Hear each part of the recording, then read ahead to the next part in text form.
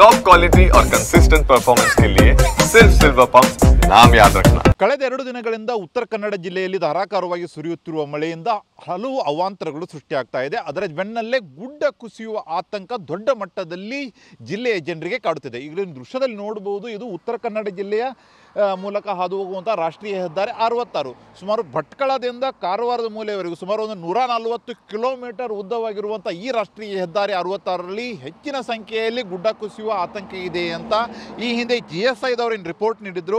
ಆ ರಿಪೋರ್ಟ್ದ ಅನ್ವಯ ಕೇವಲ 2 ದಿನಗಳ ಮಳೆಗೆ ಈಗ ಗುಡ್ಡ ಕುಸಿಯುವುದಕ್ಕೆ ಸ್ಟಾರ್ಟ್ ಆಗಿದೆ. ನೀವೇನು ದೃಶ್ಯದಲ್ಲಿ ನೋಡ್ತಾ ಇದ್ದ ಇದು ಉತ್ತರ ಕನ್ನಡ ಜಿಲ್ಲೆಯ ಕಾರವಾರ ತಾಲೂಕಿನ ಬಿನ್ನಗಾ ಗ್ರಾಮದಲ್ಲಿರುವಂಥ ದೃಶ್ಯ. ಬಿನ್ನಗಾ ಗ್ರಾಮದ ಮೂಲಕ ರಾಷ್ಟ್ರೀಯ ಹೆದ್ದಾರಿ 66 ಏನೋ ಹಾದು ಹೋಗಿದೆ. ಆ ರಾಷ್ಟ್ರೀಯ ಹೆದ್ದಾರಿ 66ಕ್ಕೆ ಅಂಟಿಕೊಂಡು ಏನು ಗುಡ್ಡ ಇದೆ, ಗುಡ್ಡ ಕುಸಿಯುವ ಹಂತ ತಲುಪಿದೆ. ನೀವು ದೃಶ್ಯದಲ್ಲಿ ನೋಡಬಹುದು. ಯಾಕಂದರೆ ಕೇವಲ 2 ದಿನಗಳ ಕಾಲ ಮಳೆ ಬಿದ್ದಿದೆ. ಆ ಮಳೆಯ ಅಬ್ಬರಕ್ಕೆ ಈಗ ಗುಡ್ಡ ಕುಸಿತವಾಗಿದೆ.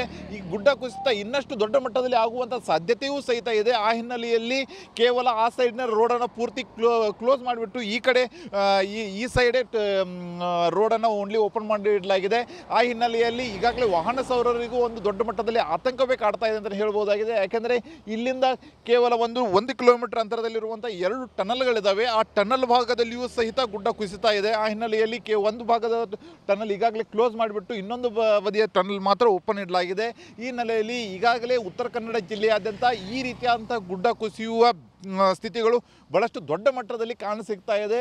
ಈಗ ಇದುವರೆಗೂ ಯಾವುದೇ ರೀತಿಯಾದಂಥ ಪ್ರಾಣಹಾನಿ ಅಂತೂ ಸಂಭವಿಸಿಲ್ಲ. ಆದರೆ ಮುಂದಿನ ದಿನಗಳಲ್ಲಿಯೂ ಸಹಿತ ಪ್ರಾಣಹಾನಿ ಸಂಭವಿಸಬಾರದು ನಿಟ್ಟಿನಲ್ಲಿ ಜಿಲ್ಲಾಡಳಿತ ಎಲ್ಲ ಕ್ರಮಗಳನ್ನು ಕೈಗೊಳ್ಳಾಗ್ತಾ ಇದೆ. ಆದರೆ ಯಾವುದೇ ಕಾರಣಕ್ಕೂ ಅದು ಸಫಲ ಆಗ್ತಾ ಇಲ್ಲ ಅಂತ ಹೇಳ್ಬೋದಾಗಿದೆ. ಅದರಲ್ಲಿ ಪ್ರಮುಖವಾಗಿ ಈ ಹಿಂದೆ GSIದವರೇನು 439 ಸ್ಥಳಗಳಲ್ಲಿ ಜಿಲ್ಲೆಯ 439 ಸ್ಥಳಗಳಲ್ಲಿ ಗುಡ್ಡ ಕುಸಿಯುತ್ತೆ ಅಂತಲೇ ಹೇಳಿದರು. ಆ ಅನ್ವಯ ಈ ಹಿಂದೆ ರಾಜ್ಯ ಸರ್ಕಾರದವರು ಸುಮಾರು ಒಂದು 100 ಕೋಟಿ ರೂಪಾಯಿ ವೆಚ್ಚದಲ್ಲಿ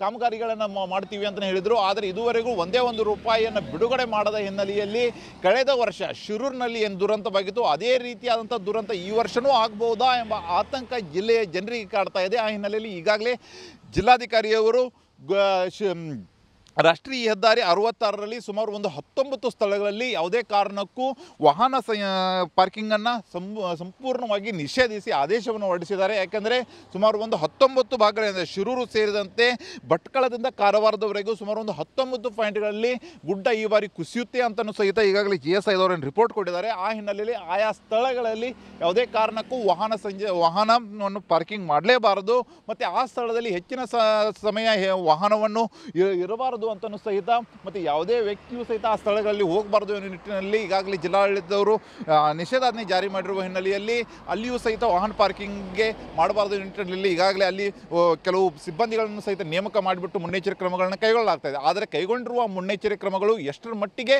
ಸಕ್ಸಸ್ ಕೊಡುತ್ತೆ ಎಂಬುದನ್ನು ಸಹಿತ ಕಾದು ನೋಡಬೇಕಾಗಿದೆ. ಕ್ಯಾಮ್ರಾಮನ್ ಮಂಜುನಾಥ್ ಜೊತೆ ಸೂರಜ್ ಉತ್ರೆ, TV9 ಕಾರವಾರ.